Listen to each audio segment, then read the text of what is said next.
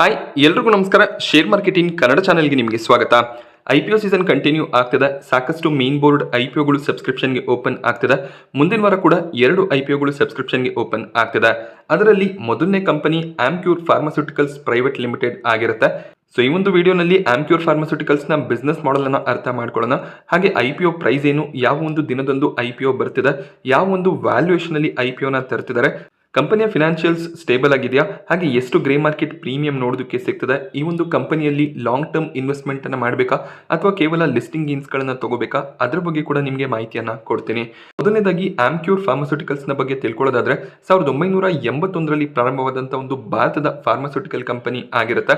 Pharmaceutical products ಗಳನ್ನ company manufacture ಮಾಡ್ತಾರೆ, ಅದನ್ನ ಡೊಮೆಸ್ಟಿಕಲಿ ಅಂದ್ರೆ ಭಾರತದಲ್ಲಿ ಸೆಲ್ ಮಾಡ್ತಾರೆ. ಗ್ಲೋಬಲಿ ಕೂಡ ತಮ್ಮ ಒಂದು ಪ್ರಾಡಕ್ಟ್ಸ್ ಗಳನ್ನ ಇವರು ಎಕ್ಸ್ಪೋರ್ಟ್ ಮಾಡ್ತಾರೆ. ಇದೊಂದು API ಮ್ಯಾನುಫ್ಯಾಕ್ಚರಿಂಗ್ ಕಂಪನಿ ಅಲ್ಲ. API ಅಂದ್ರೆ ಅವರು ಜಸ್ಟ್ ಫಾರ್ಮುಲಾಗಳನ್ನ ಮ್ಯಾನುಫ್ಯಾಕ್ಚರ್ ಮಾಡ್ತಾರೆ, ಅದನ್ನ ಬೇರೆ ಒಂದು ಫಾರ್ಮಾ ಕಂಪನಿಗೆ ಕೊಟ್ಟು ಆ ಫಾರ್ಮಾ ಕಂಪನಿಗಳು ಅದರಿಂದ ಟ್ಯಾಬ್ಲೆಟ್ಸ್ ಆಗಿರ್ಬೋದು, ಸಿರಪ್ಸ್ ಆಗಿರ್ಬೋದು ಅಥವಾ ಇಂಜೆಕ್ಷನ್ಸ್ ಗಳನ್ನ ಮ್ಯಾನುಫ್ಯಾಕ್ಚರ್ ಮಾಡ್ತಾರೆ. ಆಮ್ಕ್ಯೂರ್ ಫಾರ್ಮಾ APIs ಗಳನ್ನು ಕೂಡ ಅವರೇ ಮ್ಯಾನುಫ್ಯಾಕ್ಚರ್ ಮಾಡ್ತಾರೆ, ಹಾಗೆ ಪ್ರಾಡಕ್ಟ್ಸ್ ಗಳನ್ನು ಕೂಡ ಮ್ಯಾನುಫ್ಯಾಕ್ಚರ್ ಮಾಡುವಂತ ಒಂದು ಫಾರ್ಮಾ ಕಂಪನಿ ಆಗಿರುತ್ತೆ. ಗ್ಲೋಬಲಿ 2023ರ ಸೆಪ್ಟೆಂಬರ್ನ ವೇಳೆಗೆ ಸೇಲ್ಸ್ ನ ಆಧಾರದ ಮೇಲೆ 13ನೇ ರ್ಯಾಂಕ್ ನಲ್ಲಿ ಈ ಒಂದು ಫಾರ್ಮಾ ಕಂಪನಿ ನೋಡೋದಕ್ಕೆ ಸಿಗುತ್ತೆ. ಹಾಗೆ ಗೈನಕಾಲಜಿ ಮತ್ತೆ HIV ಆಂಟಿವೈರಲ್ ಕೆಟಗರಿನಲ್ಲಿ ಒಂದು ಲೀಡಿಂಗ್ ಫಾರ್ಮಾಸ್ಯೂಟಿಕಲ್ ಕಂಪನಿ ಆಗಿದೆ. ಹಾಗೆ 2023ರ ಫಿನಾನ್ಷಿಯಲ್ ಇಯರ್ ನಲ್ಲಿ ಇವರ 53% ರೆವೆನ್ಯೂ ಏನಿದೆ ಭಾರತದಲ್ಲಿ ಅಂದ್ರೆ ಡೊಮೆಸ್ಟಿಕಲಿ ಆಗಿರುವಂತಹ ಸೇಲ್ಸ್ ನಿಂದ ಬಂದಿರುವಂತಹ ರೆವೆನ್ಯೂ ಆಗಿರುತ್ತೆ. ಸೊ ಮಿಕ್ಕ ರೆವೆನ್ಯೂನ ಇವರು ಗ್ಲೋಬಲಿ ತಮ್ಮ ಪ್ರಾಡಕ್ಟ್ಸ್ ಗಳನ್ನ ಎಕ್ಸ್ಪೋರ್ಟ್ ಮಾಡಿ ಜನರೇಟ್ ಮಾಡ್ತಾರೆ. 552 ಸೈಂಟಿಸ್ಟ್ ಗಳನ್ನ ಕಂಪನಿ ಹೊಂದಿದೆ. 5 ರಿಸರ್ಚ್ ಫೆಸಿಲಿಟಿಗಳನ್ನ ಕೂಡ ಹೊಂದಿದ್ದಾರೆ. ಈ ರಿಸರ್ಚ್ ಫೆಸಿಲಿಟಿನಲ್ಲಿ API ಮ್ಯಾನುಫ್ಯಾಕ್ಚರಿಂಗ್ ಆಗುತ್ತೆ. ಆಮೇಲೆ ಅವರ ಮ್ಯಾನುಫ್ಯಾಕ್ಚರಿಂಗ್ ಯೂನಿಟ್ ಗಳಲ್ಲಿ ಆ ಪ್ರಾಡಕ್ಟ್ಸ್ ಗಳನ್ನ ಕಂಪನಿ ಮ್ಯಾನುಫ್ಯಾಕ್ಚರ್ ಮಾಡ್ತಾರೆ. 201 ಪೇಟೆಂಟ್ ಗಳನ್ನ ಆಲ್ರೆಡಿ ಕಂಪನಿ ಪಡ್ಕೊಂಡಿದ್ದಾರೆ. ಪೇಟೆಂಟ್ಸ್ ಅಂದಾಗ ಆ ಕಂಪನಿ ರಿಸರ್ಚ್ ಮಾಡಿ ಜನರೇಟ್ ಮಾಡಿರುವಂತಹ API ಗಳನ್ನ ಅವರು ಪೇಟೆಂಟ್ ಮಾಡ್ಕೋತಾರೆ. ಆ ಒಂದು ಫಾರ್ಮುಲಾಗಳನ್ನ ಬೇರೆ ಫಾರ್ಮಾ ಕಂಪನಿಗಳು ಯೂಸ್ ಮಾಡಬೇಕು ಅಂದ್ರೆ ಇವರ ಬಳಿಯಿಂದ ಅದರ ಪರ್ಮಿಷನ್ ಅನ್ನ ತಗೋಬೇಕಾಗುತ್ತೆ. ಹಾಗೇನೆ ರಾಯಲ್ಟಿಯನ್ನ ಕೂಡ ಪೇ ಮಾಡಬೇಕಾಗುತ್ತೆ. ಸೊ ಇನ್ನು 33 ಪೆಂಡಿಂಗ್ ಪೇಟೆಂಟ್ ಅಪ್ಲಿಕೇಶನ್ಸ್ ಗಳು ಕೂಡ ಇದೆ. ಒಂದು ಸ್ಟ್ರಾಂಗ್ ಫಾರ್ಮಾ ಕಂಪನಿಯಾಗಿ ಆಮ್ಕ್ಯೂರ್ ಎಮರ್ಜ್ ಆಗ್ತಾ ಇದೆ. ಹಾಗೆ 13 ಮ್ಯಾನುಫ್ಯಾಕ್ಚರಿಂಗ್ ಫೆಸಿಲಿಟಿಗಳನ್ನು ಹೊಂದಿದ್ದಾರೆ. 13 ಕೂಡ ಭಾರತದಲ್ಲೇ ಇದೆ. ಹಾಗೆ ಒಂದು ಸ್ಟ್ರಾಂಗ್ ಡಿಸ್ಟ್ರಿಬ್ಯೂಷನ್ ನೆಟ್ವರ್ಕ್ ಅನ್ನು ಕೂಡ ಭಾರತದಲ್ಲಿ ಕಂಪನಿ ಹೊಂದಿದ್ದಾರೆ. 5,000ಕ್ಕೂ ಹೆಚ್ಚಿನ ಫೀಲ್ಡ್ ಪರ್ಸನಲ್ಸ್ ಇದ್ದಾರೆ. 5,000ಕ್ಕೂ ಹೆಚ್ಚಿನ ಸ್ಟಾಕಿಸ್ಟ್ಸ್ ಗಳನ್ನ ಕೂಡ ಕಂಪನಿ ಹೊಂದಿದ್ದಾರೆ. ಸ್ಟಾಕಿಸ್ಟ್ಸ್ ಅಂದಾಗ ಇವರ ಪ್ರಾಡಕ್ಟ್ಸ್ ಗಳನ್ನ ಅವರು ವೇರ್ಹೌಸ್ ಗಳಲ್ಲಿ ಸ್ಟಾಕ್ ಮೇಂಟೈನ್ ಮಾಡ್ತಾರೆ. ಯಾವಾಗ ಆರ್ಡರ್ಸ್ ಬರುತ್ತೆ ಅದನ್ನ ಅವರು ಡಿಸ್ಟ್ರಿಬ್ಯೂಟ್ ಮಾಡ್ತಿರ್ತಾರೆ. ಸೊ ಈ ರೀತಿಯಲ್ಲಿ ಕಂಪನಿ ಒಂದು ಸ್ಟ್ರಾಂಗ್ ಡಿಸ್ಟ್ರಿಬ್ಯೂಷನ್ ನೆಟ್ವರ್ಕ್ ಅನ್ನ ಮೇಂಟೈನ್ ಮಾಡ್ತಿದೆ. ಸೊ ನಿಮಗೆ ಶಾರ್ಕ್ ಟ್ಯಾಂಕ್ ಇಂಡಿಯಾ ಪ್ರೋಗ್ರಾಮ್ನ ಬಗ್ಗೆ ಒಂದು ಐಡಿಯಾ ಇರುತ್ತೆ.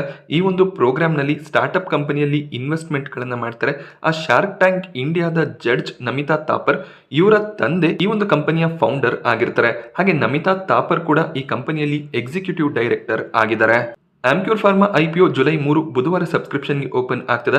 ಜುಲೈ 5 ಶುಕ್ರವಾರದವರೆಗೂ ನೀವು ಈ ಒಂದು IPO ನಲ್ಲಿ ಅಪ್ಲಿಕೇಶನ್ ಅನ್ನು ಹಾಕಬಹುದಾಗುತ್ತೆ. ₹10 ಫೇಸ್ ವ್ಯಾಲ್ಯೂ ನೋಡೋದಕ್ಕೆ ಸಿಗುತ್ತೆ. ಕಂಪನಿ ಲೋವರ್ ಪ್ರೈಸ್ ಬ್ಯಾಂಡ್ 960, ಹಾಗೇನೆ ಕಟ್ ಆಫ್ ಪ್ರೈಸ್ 1008 ಫಿಕ್ಸ್ ಮಾಡಿದ್ದಾರೆ.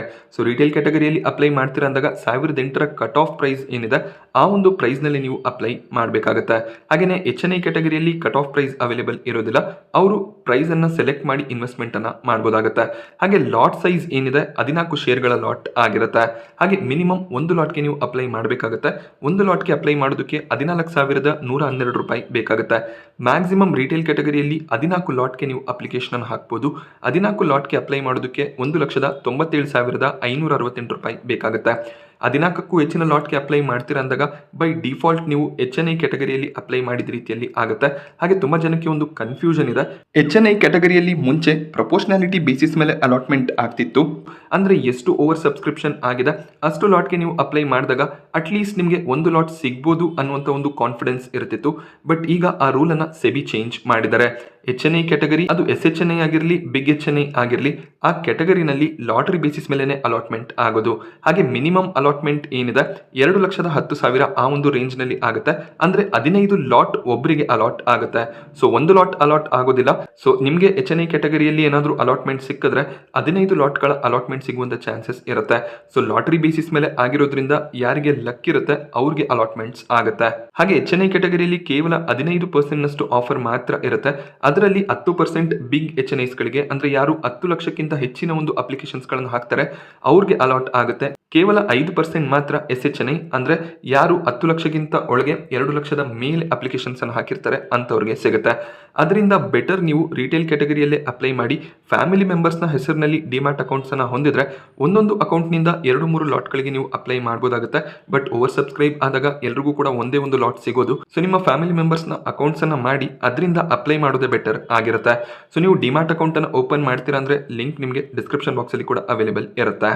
IPO ಅಲಾಟ್ಮೆಂಟ್ ಡೇಟ್ 8 ಜುಲೈ ಆಗಿದೆ. ಅಲಾಟ್ಮೆಂಟ್ ಆಗಿಲ್ಲ ಅಂದರೆ ರೀಫಂಡ್ 9 ಜುಲೈಗೆ ಕ್ರೆಡಿಟ್ ಆಗುತ್ತೆ.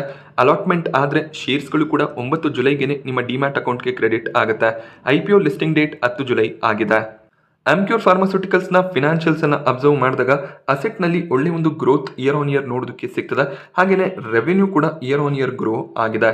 ಕಂಪನಿಯ ಪ್ರಾಫಿಟ್ಸನ್ನು ನಾವು ಅಬ್ಸರ್ವ್ ಮಾಡಿದಾಗ 2022 ಫಿನಾನ್ಷಿಯಲ್ ಇಯರ್ನಲ್ಲಿ 702 ಕೋಟಿಯ ಪ್ರಾಫಿಟ್ 4 ಕ್ವಾರ್ಟರ್ಗಳಲ್ಲಿ ಜನರೇಟ್ ಆಗಿದೆ. ಹಾಗೆಯೇ 2023-2024 ಫಿನಾನ್ಷಿಯಲ್ ಇಯರ್ನ ಪ್ರಾಫಿಟ್ಸನ್ನು ಅಬ್ಸರ್ವ್ ಮಾಡಿದಾಗ 2022ಕ್ಕೆ ಕಂಪೇರ್ ಮಾಡಿದಾಗ ಸ್ವಲ್ಪ ಪ್ರಾಫಿಟ್ ಫಾಲ್ ಆಗ್ತಿರೋದು ಕಾಣಿಸ್ತಿದೆ. ಅದಕ್ಕೆ ರೀಸನ್ 2022 ಫಿನಾನ್ಷಿಯಲ್ ಇಯರ್ನಲ್ಲಿ ಕೋವಿಡ್ ಕೇಸಸ್ ಇತ್ತು. ಸೊ ಆಗ ಫಾರ್ಮಾಸ್ಯೂಟಿಕಲ್ ಕಂಪನೀಸ್ ಒಳ್ಳೆ ಒಂದು ಪ್ರಾಫಿಟ್ಸ್ ಅನ್ನು ಜನರೇಟ್ ಮಾಡಿದ್ರು. ಹಾಗೆ ಕಂಪನಿಯ ಬಾರೋಯಿಂಗ್ಸ್ ಅನ್ನು ಅಬ್ಸರ್ವ್ ಮಾಡಿದಾಗ 2000 ಕೋಟಿ ಅರೌಂಡ್ ಅಲ್ಲಿ ನಮಗೆ ಡೆಟ್ ನೋಡೋದಕ್ಕೆ ಸಿಗುತ್ತೆ. IPO ಇಶ್ಯೂ ಸೈಜ್ 1952 ಕೋಟಿ. ಇದರಲ್ಲಿ 800 ಕೋಟಿಯ ಫ್ರೆಶ್ ಇಶ್ಯೂ ಇದೆ. ಹಾಗೆಯೇ ಆಫರ್ ಫಾರ್ ಸೇಲ್ 1152 ಕೋಟಿ ಇರುತ್ತೆ. ಆಫರ್ ಫಾರ್ ಸೇಲ್ನಲ್ಲಿ ಎಕ್ಸಿಸ್ಟಿಂಗ್ ಇನ್ವೆಸ್ಟರ್ಸ್ಗಳು ಅಂದರೆ IPOಗೂ ಮುಂಚೆ ಯಾರು ಇನ್ವೆಸ್ಟ್ಮೆಂಟ್ ಅನ್ನು ಮಾಡಿದರೆ ಅವರು ತಮ್ಮ ಶೇರ್ಸ್ಗಳನ್ನು ಸೆಲ್ ಮಾಡ್ತಾರೆ. ಇದರಿಂದ ಕಂಪನಿಗೆ ಯಾವುದೇ ರೀತಿಯ ಒಂದು ಉಪಯೋಗ ಇರೋದಿಲ್ಲ. ಸೊ ಇನ್ವೆಸ್ಟರ್ಸ್ಗಳು ಒಳ್ಳೆ ಒಂದು ರೇಟ್ನಲ್ಲಿ ತಮ್ಮ ಶೇರ್ಸ್ಗಳನ್ನು ಮಾರ್ಕೆಟ್ನಲ್ಲಿ ಸೆಲ್ ಮಾಡ್ತಿದ್ದಾರೆ. ಹಾಗೆ 800 ಕೋಟಿಯ ಫ್ರೆಶ್ ಇಶ್ಯೂ ಏನಿದೆ ಇದು ಕಂಪನಿಯನ್ನ ಇನ್ನಷ್ಟು ಡೆವಲಪ್ ಮಾಡೋದ್ರಲ್ಲಿ ಯೂಸ್ ಆಗುತ್ತೆ. ಹಾಗೆ ಅವರ ಡೆಟ್ ಏನಿದೆ ಅದನ್ನು ಕೂಡ ಕಂಪನಿ ಕ್ಲಿಯರ್ ಮಾಡ್ಕೋಬಹುದಾಗುತ್ತೆ. ಹಾಗೆ QIB ಕ್ಯಾಟಗರಿಯಲ್ಲಿ 50% ಆಫರ್ ಅನ್ನ ಮಾಡ್ತಿದ್ದಾರೆ. ರಿಟೇಲ್ ಕ್ಯಾಟಗರಿಯಲ್ಲಿ 35% ಆಫರ್ ಇರುತ್ತೆ. IPO ಸೈಜ್ ಕೂಡ ನಮಗೆ ಹೆಚ್ಚಾಗೇನೆ ಕಾಣಿಸ್ತಿದೆ. ಆದ್ರಿಂದ ಅಲಾಟ್ಮೆಂಟ್ ನ ಚಾನ್ಸಸ್ ಕೂಡ ಹೆಚ್ಚಾಗಿ ಇರುತ್ತೆ. NII ಕ್ಯಾಟಗರಿಯಲ್ಲಿ ಕೂಡ 15% ಆಫರ್ ಅನ್ನ ಮಾಡ್ತಿದ್ದಾರೆ. ಆಮ್ಕ್ಯೂರ್ ಫಾರ್ಮಾಸ್ಯೂಟಿಕಲ್ಸ್ನ ವ್ಯಾಲ್ಯೂಯೇಷನ್ ಅನ್ನು ಅಬ್ಸರ್ವ್ ಮಾಡಿದಾಗ ಅಪ್ಪರ್ ಪ್ರೈಸ್ ಬ್ಯಾಂಡ್ 1008 ಏನು ಕಂಪನಿ ಫಿಕ್ಸ್ ಮಾಡಿದ್ದಾರೆ. ಇದರಲ್ಲಿ ಮಾರ್ಕೆಟ್ ಕ್ಯಾಪ್ 19,000 ಕೋಟಿ ನೋಡೋದಕ್ಕೆ ಸಿಗುತ್ತೆ. ಒಂದು ಮಿಡ್ ಕ್ಯಾಪ್ನ ಕಂಪನಿಯಾಗಿ ಮಾರ್ಕೆಟ್ನಲ್ಲಿ ಲಿಸ್ಟಿಂಗ್ ಆಗುತ್ತೆ. ಅರ್ನಿಂಗ್ ಪರ್ ಶೇರ್ ಸ್ಟ್ರಾಂಗ್ ಆಗಿದೆ. 27 ರೂಪಾಯಿಯ ಅರ್ನಿಂಗ್ ಪರ್ ಶೇರ್ ನೋಡೋದಕ್ಕೆ ಸಿಗ್ತದೆ. 36ರ PE ರೇಷಿಯೋ ನಮಗೆ ನೋಡೋದಕ್ಕೆ ಸಿಗುತ್ತೆ. 2024 ಫಿನಾನ್ಷಿಯಲ್ ಇಯರ್ನ 4 ಕ್ವಾರ್ಟರ್ನ ರಿಸಲ್ಟ್ಸ್ ಅನ್ನ ಆಲ್ರೆಡಿ ಕಂಪನಿ ಡಿಕ್ಲೇರ್ ಮಾಡಿದ್ದಾರೆ. ಸೊ 2024 ಫಿನಾನ್ಷಿಯಲ್ ಇಯರ್ನ ಅರ್ನಿಂಗ್ ಪರ್ ಶೇರ್ ಅನ್ನ ಕನ್ಸಿಡರ್ ಮಾಡ್ಕೊಂಡಾಗ 37ರ ಅರೌಂಡ್ ಅಲ್ಲಿ PE ನೋಡೋದಕ್ಕೆ ಸಿಗುತ್ತೆ. ಇಂಡಸ್ಟ್ರಿ ಆವರೇಜ್ PE ಅಂದ್ರೆ ಇವರ ಕಾಂಪಿಟೇಟರ್ಸ್ನ ಆವರೇಜ್ PE 40 ಇದೆ. ಒಂದು ಫೇರ್ ವ್ಯಾಲ್ಯೂಯೇಷನ್ ಅಲ್ಲಿ IPO ನ ತರ್ತಾ ಇದ್ದಾರೆ. ಹಾಗೆಯೇ ROE ROCE ಕೂಡ 20-22% ನ ಅರೌಂಡ್ ಅಲ್ಲಿ ನೋಡೋದಕ್ಕೆ ಸಿಗ್ತದೆ. ಕಂಪನಿಯ ಕಾಂಪಿಟೇಟರ್ಸ್ ಅನ್ನು ಅಬ್ಸರ್ವ್ ಮಾಡಿದಾಗ doctor Reddy's lab, Cipla, Alkem, Torrent Pharma, Mankind Pharma ಈ ರೀತಿಯ ದೊಡ್ಡ ದೊಡ್ಡ ಫಾರ್ಮಾಸ್ಯೂಟಿಕಲ್ ಕಂಪನೀಸ್ ಇವರ ಕಾಂಪಿಟೇಟರ್ಸ್ ಆಗಿರ್ತಾರೆ. ಡಾಕ್ಟರ್ ರೆಡ್ಡಿಸ್ ಲ್ಯಾಬ್ 18ರ PE ಅಲ್ಲಿ ಟ್ರೇಡ್ ಆಗ್ತಿದೆ. ಸಿಪ್ಲಾ 30ರ PE ಅಲ್ಲಿ ಟ್ರೇಡ್ ಆಗ್ತಿದ್ರೆ ಆಲ್ಕೆಮ್ ಲ್ಯಾಬೊರೇಟರೀಸ್ 33ರ PE ಅಲ್ಲಿ ಟ್ರೇಡ್ ಆಗ್ತಿದೆ. ಹಾಗೆ ರೀಸೆಂಟ್ ಆಗಿ ಮಾರ್ಕೆಟ್ ನಲ್ಲಿ ಲಿಸ್ಟ್ ಆದಂತಹ ಮ್ಯಾನ್ಕೈಂಡ್ ಫಾರ್ಮಾ 45ರ PE ಅಲ್ಲಿ ಟ್ರೇಡ್ ಆಗ್ತಿದೆ. ಡಾಕ್ಟರ್ ರೆಡ್ಡಿಸ್ ಮತ್ತೆ ಸಿಪ್ಲಾಗೆ ಕಂಪೇರ್ ಮಾಡಿದಾಗ ಸ್ವಲ್ಪ ಎಕ್ಸ್ಪೆನ್ಸಿವ್ ವ್ಯಾಲ್ಯೂಯೇಷನ್ ಅಲ್ಲಿ ಆಮ್ಕ್ಯೂರ್ ಫಾರ್ಮಾಸ್ಯೂಟಿಕಲ್ಸ್ ನ IPO ಬರ್ತಿದೆ. ಅದೇ ಟೊರೆಂಟ್ ಫಾರ್ಮಾ, ಮ್ಯಾನ್ಕೈಂಡ್ ಫಾರ್ಮಾಗೆ ಕಂಪೇರ್ ಮಾಡಿದಾಗ ಒಳ್ಳೆ ಒಂದು ವ್ಯಾಲ್ಯೂಯೇಷನ್ ಅಂತ ಕನ್ಸಿಡರ್ ಆಗುತ್ತೆ. ಆಮ್ಕ್ಯೂರ್ ಫಾರ್ಮಾನ IPO register Link Intime India private limited ಆಗಿರ್ತಾರೆ. ಸೊ ಲಿಂಕ್ಇನ್ ಟೈಮ್ ನ ವೆಬ್ಸೈಟ್ ನಲ್ಲಿ ಅಲಾಟ್ಮೆಂಟ್ ಸ್ಟೇಟಸ್ ಅನ್ನ ಚೆಕ್ ಮಾಡ್ಕೋಬಹುದಾಗುತ್ತೆ. ಹಾಗೆ ಆಮ್ಕ್ಯೂರ್ ಫಾರ್ಮಾದ ಗ್ರೇ ಮಾರ್ಕೆಟ್ ಪ್ರೀಮಿಯಂ ಅನ್ನ ಅಬ್ಸರ್ವ್ ಮಾಡಿದಾಗ 250ರ ಅರೌಂಡ್ ಅಲ್ಲಿ ಪ್ರೀಮಿಯಂ ನೋಡೋದಕ್ಕೆ ಸಿಗ್ತದೆ. ಕಂಪನಿ ಸೆಟ್ ಮಾಡಿರುವಂತಹ ಪ್ರೈಸ್ 1008. ಸೊ 25% ಲಿಸ್ಟಿಂಗ್ ಗೇನ್ ನ ಎಕ್ಸ್ಪೆಕ್ಟೇಷನ್ ಇರುತ್ತೆ. ಸೊ ಒಳ್ಳೆ ಒಂದು ಲಿಸ್ಟಿಂಗ್ ಗೇನ್ಸೇ ಆಗಿರುತ್ತೆ ರೀಸೆಂಟ್ IPOಗಳನ್ನ ಕಂಪೇರ್ ಮಾಡ್ಕೊಂಡಾಗ. ಸೊ ಇದೇ ಒಂದು ಲಿಸ್ಟಿಂಗ್ ಗೇನ್ಸ್ ಕೊನೆ ದಿನ ನೋಡೋದಕ್ಕೆ ಸಿಕ್ಕಿದ್ರೆ ಖಂಡಿತವಾಗ್ಲೂ ಅಪ್ಲಿಕೇಶನ್ ಅನ್ನ ಹಾಕ್ಬೋದಾಗುತ್ತೆ. ಹಾಗೆ ಮಾರ್ಕೆಟ್ ನ ಕಂಡೀಷನ್ ಕೂಡ ತುಂಬಾನೇ ಇಂಪಾರ್ಟೆಂಟ್ ಆಗುತ್ತೆ. ಮಾರ್ಕೆಟ್ ಆಲ್ ಟೈಮ್ ಹೈ ಹತ್ರ ಇದೆ. ಸೊ ಆ ಒಂದು ಲೆವೆಲ್ ನಿಂದ ಕರೆಕ್ಷನ್ ಏನಾದರೂ ನೋಡೋದಕ್ಕೆ ಸಿಕ್ಕಿದ್ರೆ ಪ್ರೀಮಿಯಂ ಕೂಡ ಸ್ವಲ್ಪ ಫಾಲ್ ಆಗುವಂತ ಚಾನ್ಸಸ್ ಇರುತ್ತೆ. ಆ ಎಲ್ಲ ಫ್ಯಾಕ್ಟರ್ಗಳನ್ನ ಗಮನದಲ್ಲಿ ಇಟ್ಕೊಂಡು ಜುಲೈ 5 ಕೊನೆ ದಿನ ಏನಿರುತ್ತೆ ಅವತ್ತು ಅಪ್ಲಿಕೇಶನ್ ಅನ್ನ ಹಾಕ್ಬೋದಾಗುತ್ತೆ. ಸೊ ಒಳ್ಳೆ ಒಂದು ಫಾರ್ಮಾ ಕಂಪನಿ ಆಗಿರೋದ್ರಿಂದ ಖಂಡಿತವಾಗ್ಲೂ ಓವರ್ ಸಬ್ಸ್ಕ್ರಿಪ್ಷನ್ ಬರುತ್ತೆ.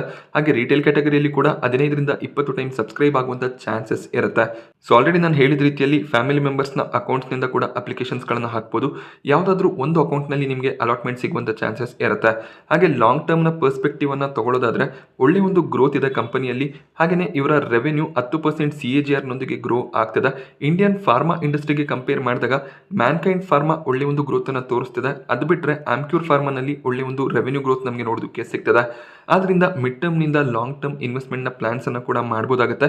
ಬಟ್ ನಿಮ್ಮ ಪೋರ್ಟ್ಫೋಲಿಯೋನಲ್ಲಿ ಯಾವುದಾದ್ರೂ ಒಂದು ಫಾರ್ಮಾ ಕಂಪನಿ ಇದ್ರೆ ಅದು ಡಾಕ್ಟರ್ ರೆಡ್ಡಿಸ್ ಆಗಿರ್ಬೋದು ಅಥವಾ ಸಿಪ್ಲಾ ಆಗಿರ್ಬೋದು ಆ ರೀತಿಯ ಕಂಪನೀಸ್ ಇದ್ರೆ ಆಮ್ಕ್ಯೂರ್ ಫಾರ್ಮಾವನ್ನ ಕೇವಲ ಲಿಸ್ಟಿಂಗ್ ಗೇನ್ಗೆ ಕನ್ಸಿಡರ್ ಮಾಡ್ಬೋದು. ಯಾವುದೇ ಒಂದು ಫಾರ್ಮಾ ಕಂಪನಿಯಲ್ಲಿ ನೀವು ಇನ್ವೆಸ್ಟ್ಮೆಂಟ್ ಅನ್ನ ಮಾಡಿಲ್ಲ ಏನಿಲ್ಲ ಅಂದರೆ ಆಮ್ಕ್ಯೂರ್ ಫಾರ್ಮಾ ಅಲಾಟ್ಮೆಂಟ್ ಸಿಕ್ಕಿದ್ರೆ ಅದನ್ನು ಲಾಂಗ್ ಟರ್ಮ್ಗೆ ಕಂಟಿನ್ಯೂ ಮಾಡುವಂಥ ಪ್ಲಾನನ್ನು ಮಾಡ್ಬೋದಾಗುತ್ತೆ. ಕಂಪನಿ ಪ್ರಾಫಿಟ್ನಲ್ಲಿದೆ, ಹಾಗೆ ಅಸೆಟ್ಸ್ ಮತ್ತು ರೆವಿನ್ಯೂಸ್ ಕೂಡ ಗ್ರೋ ಆಗ್ತದೆ. ಸೊ ಇನ್ನಷ್ಟು ಎಕ್ಸ್ಪಾನ್ಷನ್ ಆದರೆ ಕಂಪನಿ ಒಳ್ಳೆ ಒಂದು ಪ್ರಾಫಿಟ್ಸನ್ನು ಡಿಕ್ಲೇರ್ ಮಾಡ್ಬೋದಾಗುತ್ತೆ. ಸೊ ಆಮ್ಕ್ಯೂರ್ ಫಾರ್ಮಾಸ್ಯೂಟಿಕಲ್ಸ್ನ IPO ಬಗ್ಗೆ ನಾನು ನಿಮಗೆ ಕೊಟ್ಟಂಥ ಇನ್ಫಾರ್ಮೇಷನ್ ಇಷ್ಟ ಆದರೆ ವಿಡಿಯೋನ ಲೈಕ್ ಮಾಡಿ, ಹಾಗೆ ಇದೇ ರೀತಿಯ ಮಾರ್ಕೆಟ್ ಅಪ್ಡೇಟ್ಸ್ IPO ರಿವ್ಯೂಸ್ಗೋಸ್ಕರ ಚಾನಲ್ನ ಸಬ್ಸ್ಕ್ರೈಬ್ ಮಾಡ್ಕೊಳ್ಳಿ. Thank you friends.